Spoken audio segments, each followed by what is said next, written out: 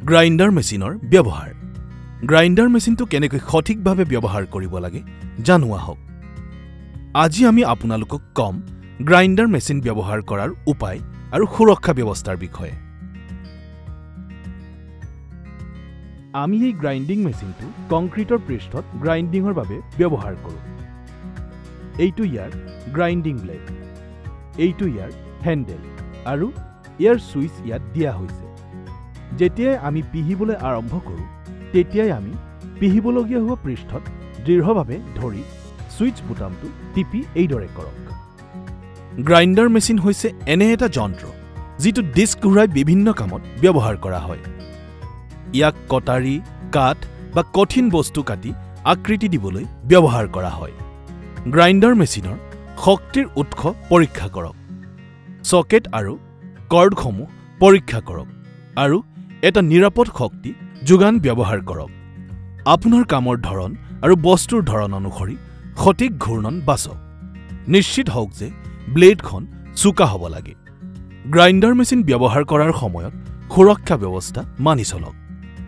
নিৰাপত্তাৰক্ষী চশমা helmet gloves ব্যৱহাৰ কৰক ডাষ্ট মাস্কো পিন্ধিব পাৰে গ্ৰাইণ্ডাৰ মেচিনটো ঠাইত ৰাখি ব্যৱহাৰ কৰক সেইবোৰ ধৰি ৰাখিবলৈ হেণ্ডেলবোৰ ব্যৱহাৰ কৰক কাম শেষ কৰাৰ পিছত সময়মতে গ্ৰাইণ্ডাৰ মেচিনটো বন্ধ কৰি সকেটৰ পৰা বিচ্ছিন্ন কৰি লওক গতিকে আমাৰ গ্ৰাইণ্ডাৰ মেচিন ব্যৱহাৰ কৰাৰ সঠিক উপায় কি প্ৰথমে মেচিনৰ শক্তিৰ উৎস পৰীক্ষা কৰক বস্তুৰ ধৰণ অনুসৰি সঠিক ঘূৰ্ষণ বাছক ব্লেডখন চোকা হ'ব লাগে নিৰাপত্তাৰক্ষী চশমা হেলমেট গ্লোভছ ব্যৱহাৰ কৰক ডাষ্ট মাস্কো পিন্ধিব পাৰে কংক্ৰিটৰ ভাইব্ৰেটৰ মেচিন যিকোনো কংক্ৰিটৰ ফলক নিৰ্মাণৰ বাবে কংক্ৰিটটো কোনো ধৰণৰ বায়ুৰ পকেট নোহোৱাকৈ সমানে বহি থকাটো প্ৰয়োজনীয় আপোনাৰ ছাল হওক বা আন ঠাইত ব্যৱহাৰ কৰা স্লেব হওক পৰম্পৰাগতভাৱে আমাৰ শ্ৰমিকসকলে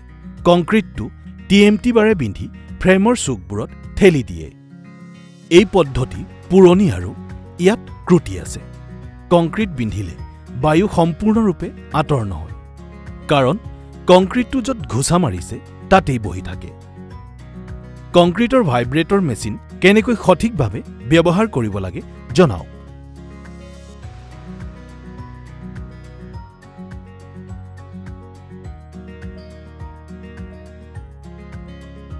তোমালোকে স্লেব কংক্ৰিট কৰিছা নহয়নে এইটো এটা ভুল পথ ইমান জোৰেৰে কৰা উচিত নহয় এই পদ্ধতিৰ লগত কংক্ৰিটৰ ফলকখন সঠিকভাৱে ফিট নহয় এনে কাম কৰিবলৈ এই কংক্ৰিটৰ ভাইব্ৰেটৰ মেচিন ব্যৱহাৰ কৰিব লাগে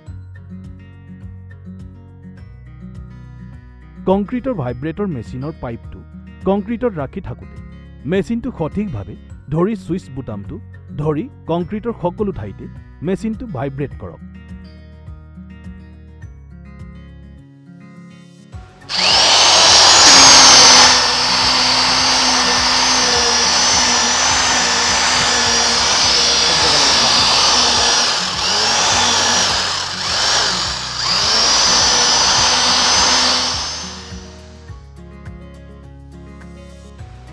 প্ৰথমে কংক্ৰিট ৰিবাৰত ঢালি দিব তাৰ পিছত কংক্ৰিটৰ ভাইব্ৰেটৰ মেচিনটো সঠিকভাৱে ধৰি ৰাখক ইয়াৰ হেণ্ডেলটো সঠিকভাৱে বান্ধি লওক আৰু তাৰ পিছত কংক্ৰিটৰ ভাইব্ৰেটৰ মেচিনটো লাহে লাহে ৰিবাৰৰ চাৰিওফালে লৈ যাওক যাতে কংক্ৰিট সঠিক গভীৰতাত স্থাপন কৰিব পাৰে আৰু কংক্ৰিটৰ ভিতৰৰ পৰা বতাহ সম্পূৰ্ণৰূপে ওলাই যাব পাৰে সঠিকভাৱে ব্যৱহাৰ কৰিবলৈ কংক্ৰিটৰ ভাইব্ৰেটৰ মেচিনে এটা বায়ুৰ বুদবুদৰ সৃষ্টি কৰে যিটো কংক্ৰিট আৰু ৰিবাৰৰ মাজত থাকে কংক্ৰিট সঠিক গভীৰতাত স্থাপন কৰিবলৈ এটা দৃঢ় সময়সীমা ৰাখক যাতে আপুনি নিশ্চিত হ'ব পাৰে যে কামটো সময়মতে সম্পূৰ্ণ হৈছে য'তেই বিম বেৰ ছাল বা খুঁট কংক্ৰিট ঢালি দিয়া হয় তাতেই কংক্ৰিটৰ ভাইব্ৰেটৰ মেচিন ব্যৱহাৰ কৰিব লাগে গতিকে আমাৰ কংক্ৰিটৰ ভাইব্ৰেটৰ মেচিনটো ব্যৱহাৰ কৰাৰ সঠিক উপায় কি প্ৰথমে ৰিবাৰত কংক্ৰিট ঢালি দিব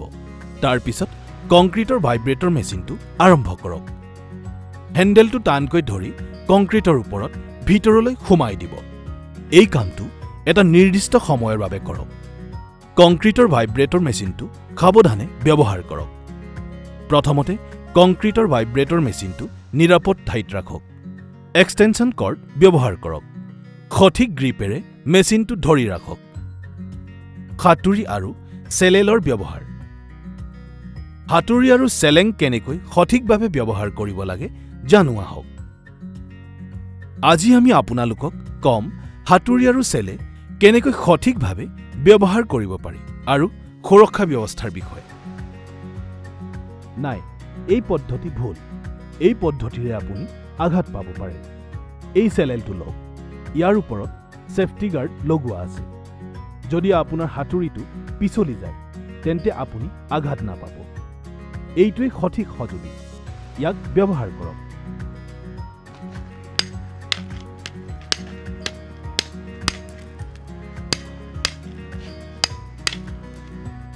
হাতুৰি হৈছে চেলেলৰ সৈতে ব্যৱহাৰ কৰা গধুৰ সঁজুলি। ইয়াক খুদিত আকৃতি আৰু সামগ্ৰী ভাঙিবলৈ ব্যৱহাৰ কৰা হয়। হাতুৰি আৰু চেলেং ব্যৱহাৰ কৰাৰ সময়ত সুৰক্ষাৰ সাৱধানতা মানি চলক। নিৰাপত্তাৰক্ষী চশমা, হেলমেট, গ্লোভছ ব্যৱহাৰ কৰক। ডাষ্ট মাস্কো পিন্ধিব পাৰে। বস্তুটোৰ অৱস্থাৰ মূল্যায়ন কৰক আৰু ঠাইখন সুস্থিৰ আৰু নিৰাপদ হোৱাটো নিশ্চিত কৰক। হাতুৰি আৰু চেলেল সাৱধানে ব্যৱহাৰ কৰক। বস্তুটোৰ ওপৰত চেলেলটো ৰাখি হাতুৰিৰে আঘাত কৰক। কাম কৰি থাকোঁতে হাতুৰিটোৰ হেণ্ডেলটো ধৰি ৰাখক, যিটো কাঠৰ। কাম শেষ হোৱাৰ পিছত হাতুৰি আৰু চেলেং নিৰাপদ ঠাইত ৰাখিব লাগে। গতিকে আমাৰ হাতুৰি আৰু চেলেং ব্যৱহাৰ কৰাৰ সঠিক উপায় কি? সুৰক্ষা ব্যৱস্থা মানি চলক। ঠাইখন সুস্থিৰ আৰু নিৰাপদ হোৱাটো নিশ্চিত কৰক। বস্তুটোৰ ওপৰত চেলেলটো ৰাখি হাতুৰিৰে আঘাত কৰক। নিৰাপত্তাৰক্ষী চশমা, হেলমেট, গ্লোভছ ব্যৱহাৰ কৰক। কাম কৰাৰ সময়ত হাতুৰিটো হেণ্ডেলত ধৰি ৰাখক। কিছুমান প্ৰশ্নৰ উত্তৰ দি আমাৰ প্ৰশিক্ষণ পৰীক্ষা কৰোৱা হওক। কি কামত গ্ৰাইণ্ডাৰ মেচিন ব্যৱহাৰ কৰা হয়? ক. ঘূৰণীয়া কৰি গঠনটো কাটি আকৃতি দিয়া। খ. ৰান্ধিবলৈ। গ. অংকন বনাবলৈ।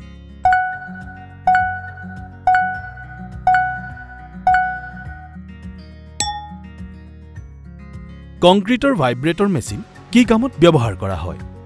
ক. কংক্ৰিট খনন কৰিবলৈ। খ. কংক্ৰিট স্থাপন কৰিবলৈ। গ. কংক্ৰিট ধ্বংস কৰিবলৈ।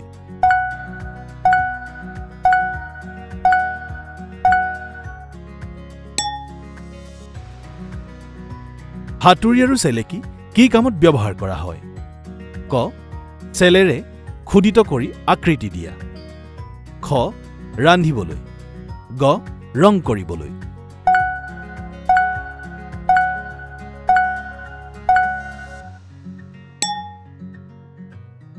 হাতুৰি আৰু চেলেং ব্যৱহাৰ কৰাৰ সময়ত কি কি সুৰক্ষা ব্যৱস্থা মানি চলিব লাগে? ক. হয়। খ. নহয়।